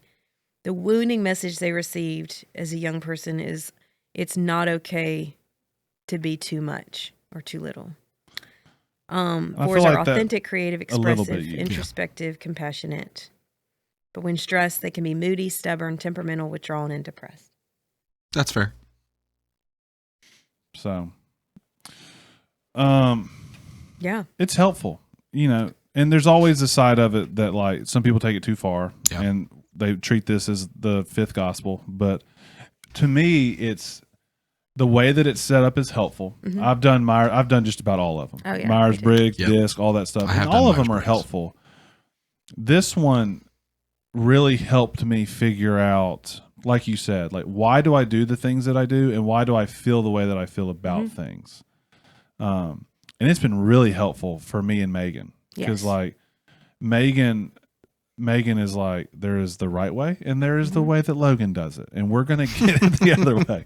And like for her to realize there is like she has this voice that's just critiquing and saying like, we need to be better, we need to be more perfect, and realizing that is the case. And then also like the way that I am is never going to be exactly black and white. Even like the way, if you plan things, if something comes up on Tuesday and I'm like, this sounds fun, we're going to do it just because that's what I want to do. Well, like when I plan vacations, I plan our vacations out. And when I'm in like good places, I like research, because that goes to 5, right? So like you go to this place and have good spot, research and all this. But for the vacation day, like we just went to the Smokies.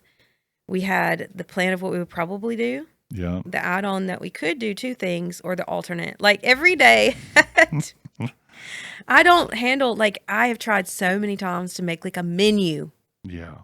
No, I want to decide today what sounds good for dinner. I don't want to decide what I'm going to eat. I don't want to eat what I thought I would eat 2 weeks ago. Like I want to decide today. Yep. That's so funny. And see, I'm the opposite, because Megan, she obviously makes the menu. There you go. And so she has all this stuff planned out. And it's weird how my brain has just kind of detached. And I'm like, I don't make any decisions about what we eat for supper. And so, because if I do, I'll be like you. I'm like, what am I feeling today? Probably Popeyes or something. And she's like, we're not doing that. So instead, in my brain, I've just said, we don't think about this. And I just show up and eat what's there. Or if Megan says like, hey, stop by the store because we're making tacos, I'm like, great, we're having tacos. Tortillas. But that's that where I'm like, I'm just not thinking about that. And then Megan's over here like, we are going to plan it out, and this is what we're doing, and this is going to be great. So one thing that she did say that I didn't know about myself was the impulsivity, and how Ian Morgan-Cron in his book said something about like, don't try to ask a 7 why they're doing what they're doing, or something about like, we just decide this is what we're going to do, and we'll make reasons for to back up why we're doing something, but really we just want to do it. Yeah. And she said, I've stopped asking like I'll come home and say, hey, I really want to go hiking now. I'm a hiker. Right. And she's like, I've just stopped asking why he thinks that, and just said, okay, look, he wants to hike now. He wants to hike now. Let's try out hiking. So like that kind of stuff has been super helpful. Yeah. And what we were talking about off air was me getting a picture of what my parents' numbers were was huge, just to try to help figure out what I think they are, why they think the way that they think, especially because my parents are not 7s and they're neither of the really expressive. Yes. They're a 5, and I think my mom may be like a 9 or something. So they're more introverted, more to themselves. Like, I grew up in a family of 3 very quiet, introverted people and me.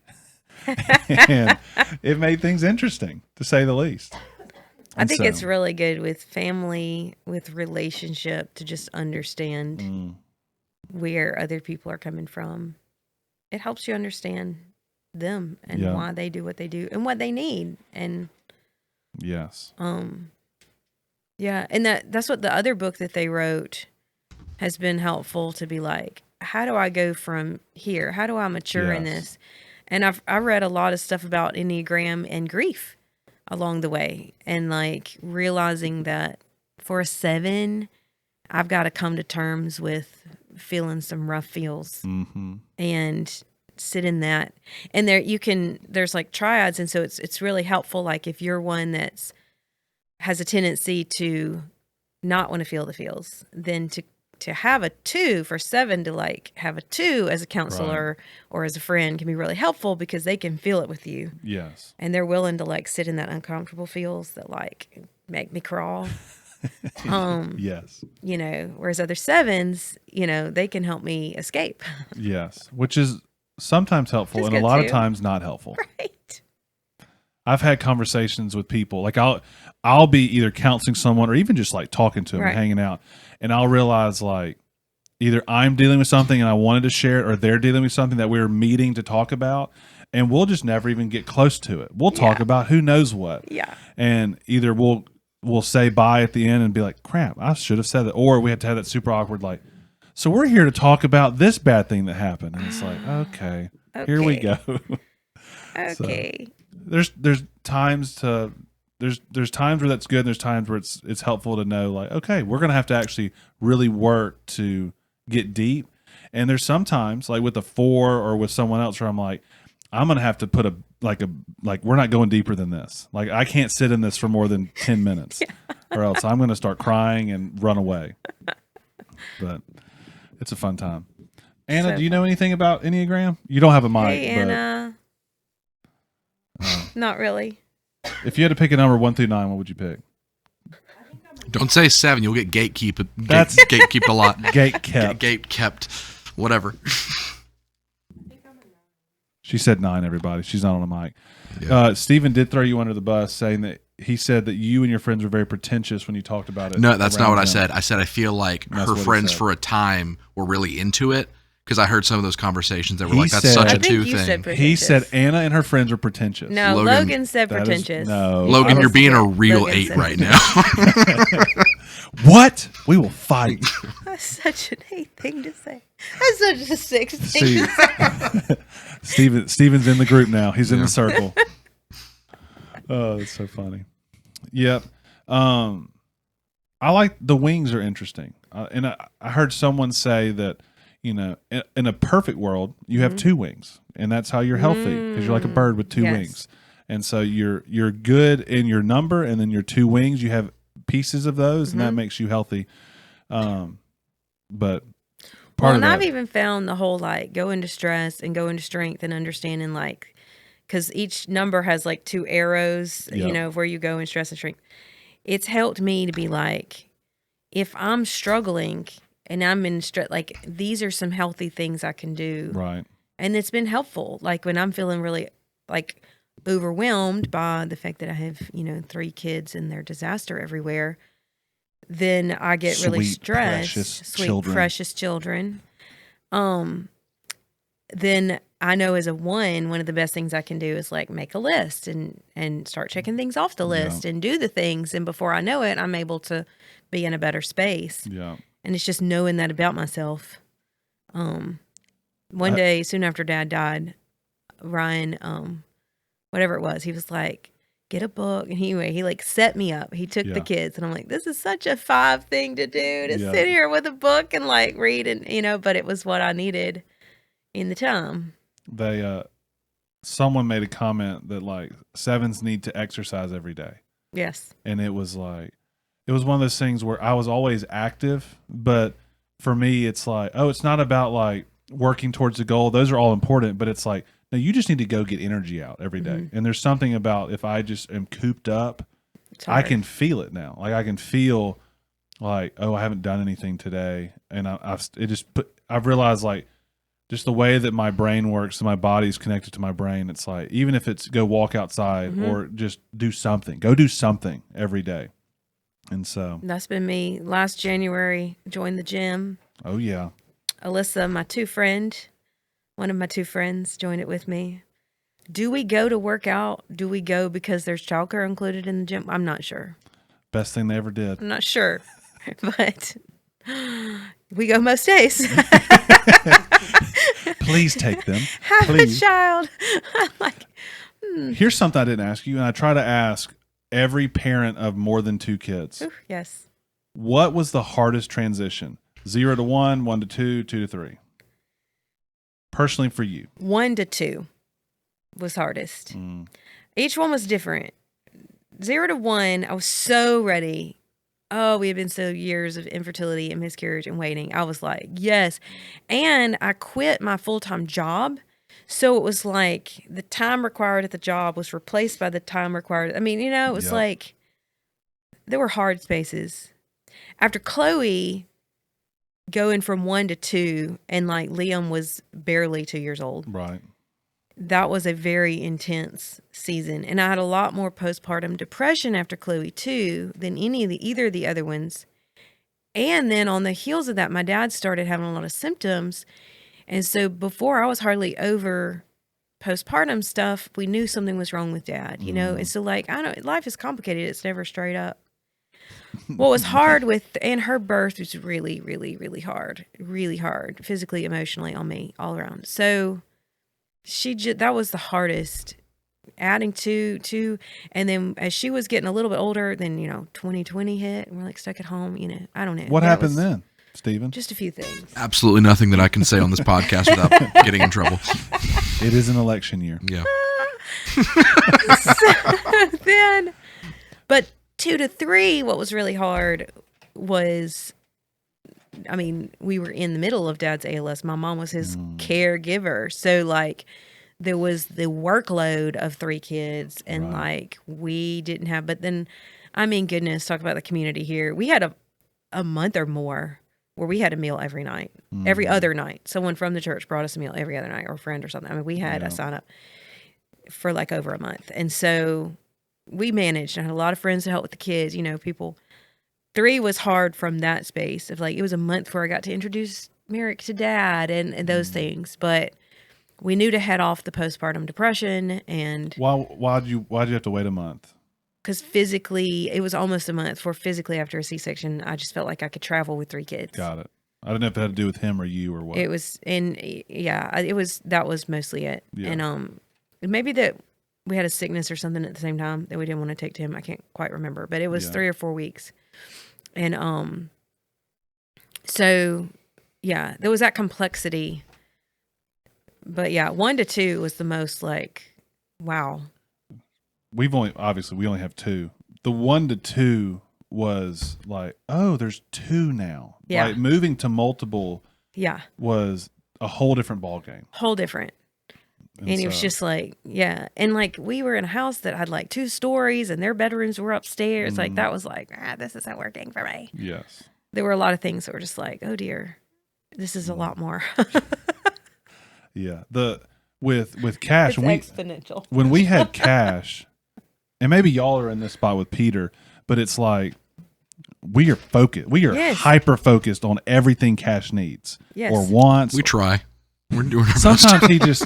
he's over there. He's walking now, so what can you do? Look, Man, the walking's a game changer. Oh dear, it's a wrecking ball. But as we've seen with Cannon, it's like we can't be that hyper focused because Cash has needs and wants and desires, and then Cannon wants things. And now that Cannon's 2, it's a lot different because now they're doing things together and stuff like that. And Cannon still just beats the snot out of Cash. I mean, just hits him all the time. It's great. He took a transformer, like a big one, like bigger than that water bottle. Which transformer was it? Do you know? It was Optimus Prime. That's not good. That transforms into a gorilla. Oh, good. And that's a big one. He straight up chunked it from me to you, Yeah. hit Cash in the temple.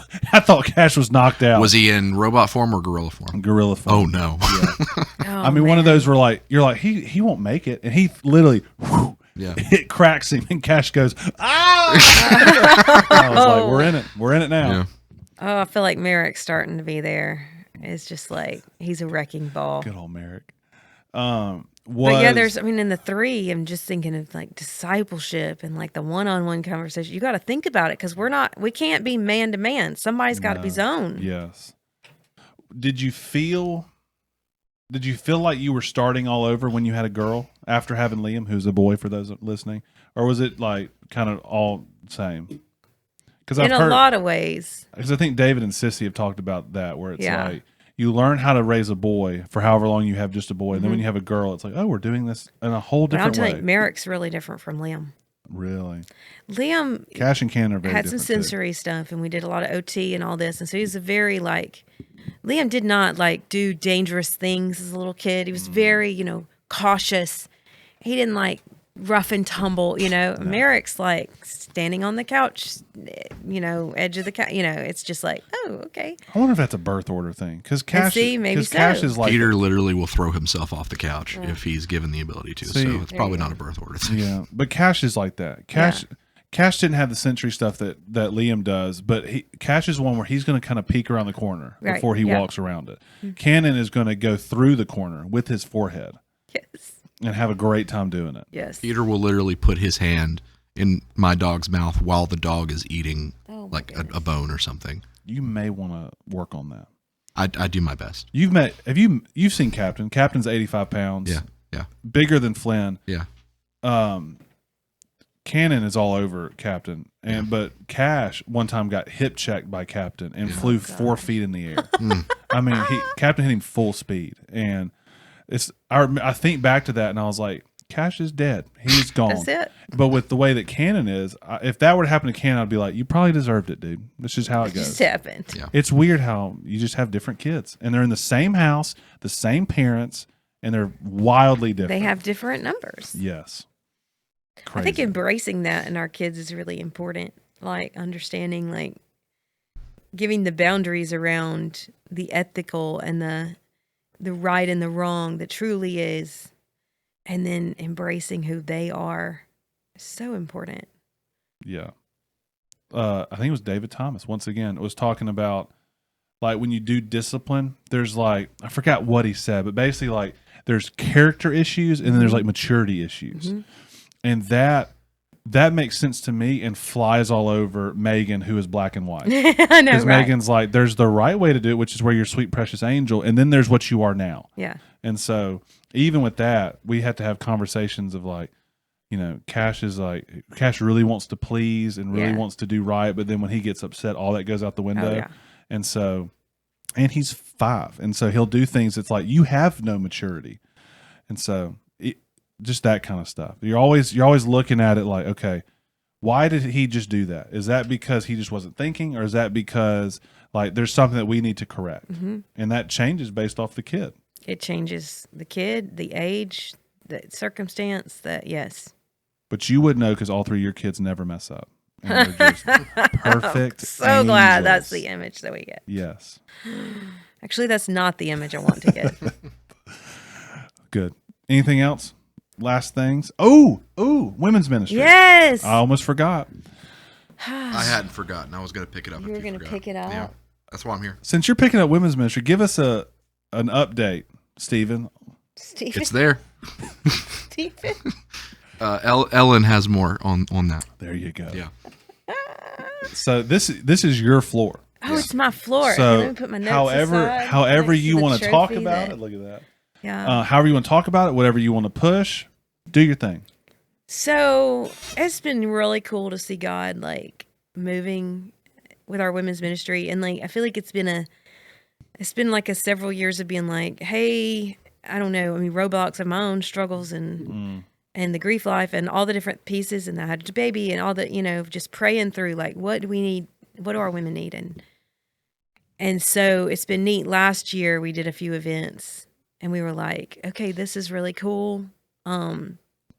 Linda Prince, who's on our team, she had approached me and several, we approached and talked through it a lot last year. And I'm a big fan of Linda Prince. I know, right? She's awesome. And she was one that's like, I want to be support. Like, I don't feel like I should be leader. I want to be support. And I'm like, okay. Anyway, so we are building our team, adding to, and just moving into how do we serve the women here.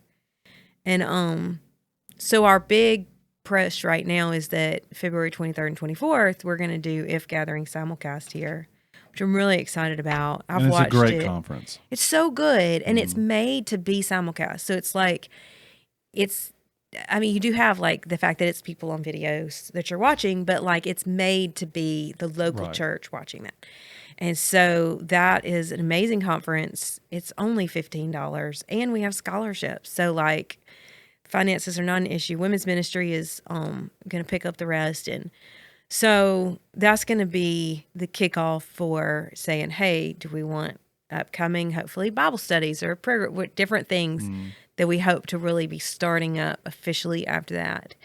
And we're trying to structure our team so we have people sort of over know God, serve our others, and reach our world so that we can hone in on our vision, our mission here, So this is an on the spot question. Yeah, bring it. If you're a woman in our church, let's say maybe you attend a life group, maybe you don't, you go to worship, why should they be involved in women's ministry? Like what's the pull of it? Like what's the deal? My goal, if I'm the connections coordinator or whatever, and the leader, but my goal is community. And this season of all seasons has made me realize like how much Titus 2 actually knew what they were talking about. Like that I need older women in my life teaching me, and that I need younger women that I'm teaching, and younger and older in the faith, Yep. And so for me, a big push of women's ministry is to say, how do we get, a lot of our life groups are very age-based, but those women need women in other spaces to come alongside them. Yeah. And to be the community. And one of the first pushes that we've done is just, what do we already have going for our women? We actually already had a Bible study going on, once a month on Zoom, and we've got the Flock, and we've got WMU that's kicked off really big, and that's a service and outreach.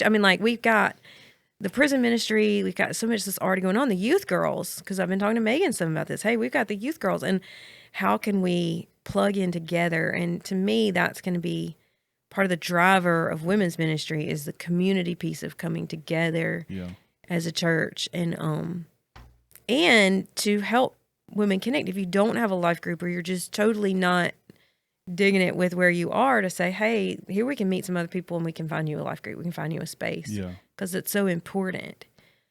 So yes, I think all women. I'm becoming more and more convinced that community should not just be one facet. It shouldn't just be, I have a life group, or hey, me and my family have another couple that we hang out with, or we go see my parents.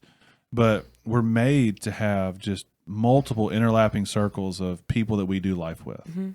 And a women's ministry is just one of those circles. And you're not going to talk about everything all the time with women in your women's ministry, but you'll be able to have certain areas of your life that you open up to people that they can meet you at. And so, and you get to do cool stuff. Yeah. And the understanding that comes, when I interface with someone else who's lost a parent, and like the understanding there, or maybe it's any other number. When we had our miscarriage, I remember the number of people that came out of the woodwork that had no idea that had lost infants or lost, pregnancies, and ministered to us in that time. And I just think that comes from having those circles and being vulnerable about where we are, so that we give others that opportunity, to 2 Corinthians 1 for us to pass on the comfort they received. that was something that I had no idea about with miscarriages. One, because I'm a guy, and so I don't physically do the miscarrying. But that was a weird way to say that. But and agree or disagree with this, I feel like the world, culture, whatever you want to say, treats a miscarriage like it's really not that big of a deal.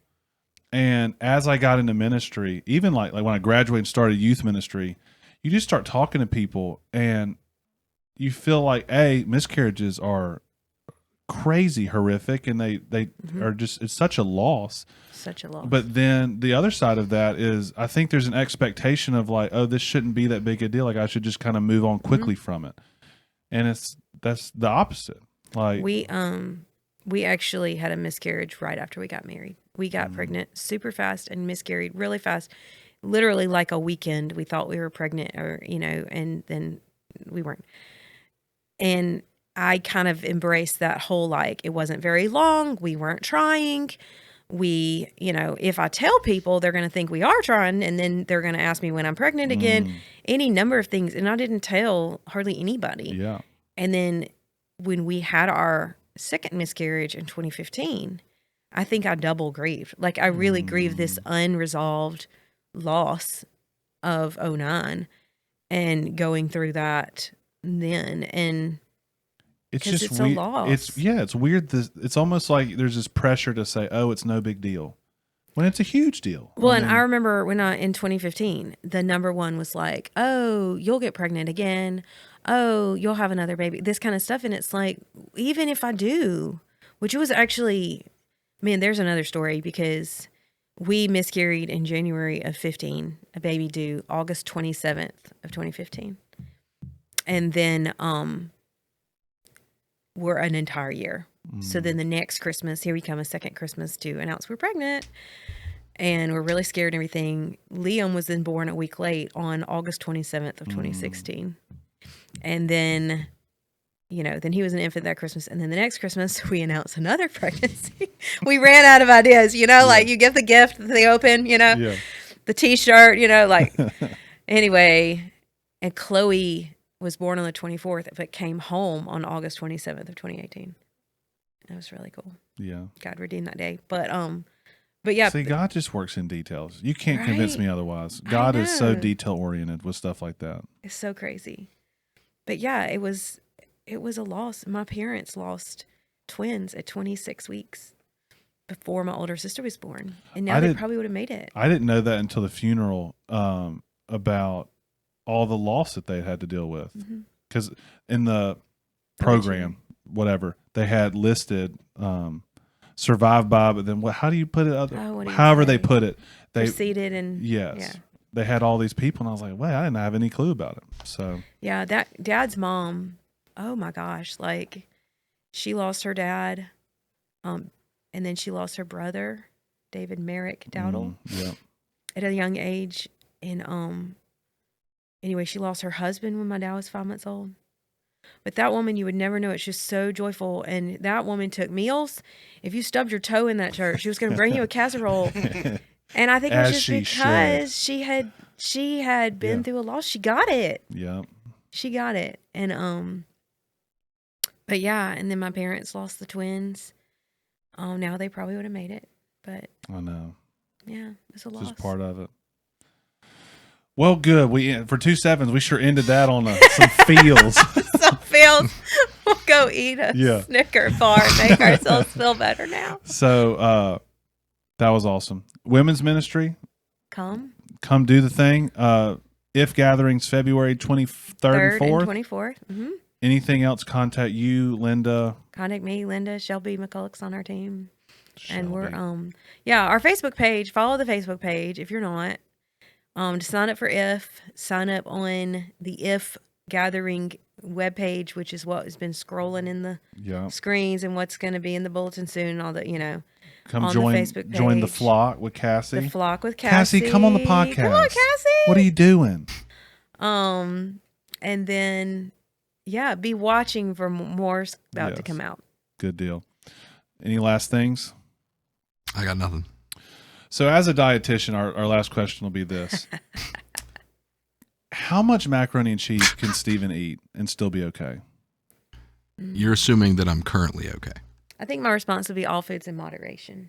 Yeah. That's a We can good talk about that more dietitian answer. specifically. Good middle of the road. You're welcome. Yeah.